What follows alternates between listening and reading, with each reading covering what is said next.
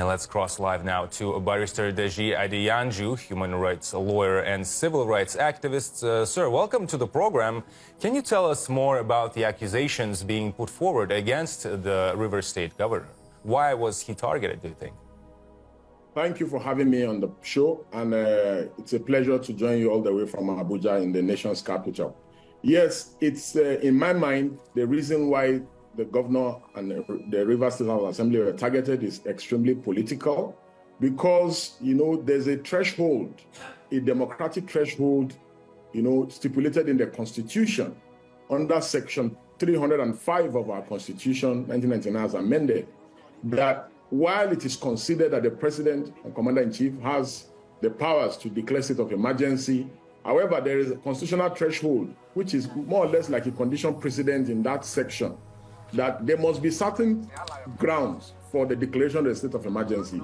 For instance, during wartime, or when there's a fear of invasion of our nation, or when there has been complete breakdown of law and order, or when there is fear or apprehension of invasion of the country, or maybe during natural disasters, when maybe a state of emergency is needed to declare, maybe for instance during COVID, to avoid spread, or during national disasters, or when there's serious threats to the nation or to any region or different parts of it.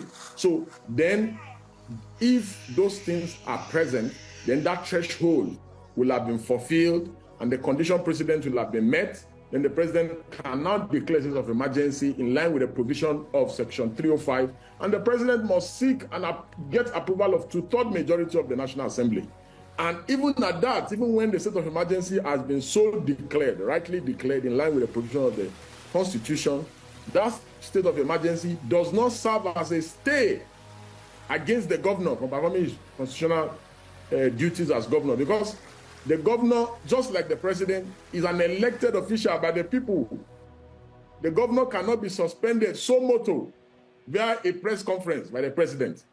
Just like the way nobody can suspend the president via a press conference, because he's an elected representative of the people. Both the governor and the members of the State House of Assembly are elected members of both parliament and the executive arm of that state. And the only grounds upon removal of the governor has been captured in Section 188 of our Constitution. The procedures for removing the governor is via an impeachment proceedings.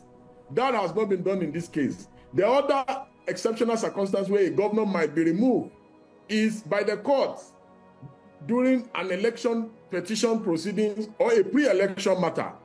Those two instances that I've just referenced earlier have not arisen. That is not the case in the instant situation. But the president has gone ultra-vires the Constitution and outside his powers. The powers given to the president under Section 305 of our Constitution are not at large. The president cannot just unilaterally remove the governor. It is indeed laughable, because things like this can only happen in Nigeria or Africa, where the people do not have respect or regard for rule of law or constitutional democracy. Can President Trump, the president of the United States of America, can he remove the governor of California via a press conference? The answer is in the negative. Barrister Deji Adeyanju, human rights lawyer and civil rights activist, thank you for that analysis. Thank you for having me.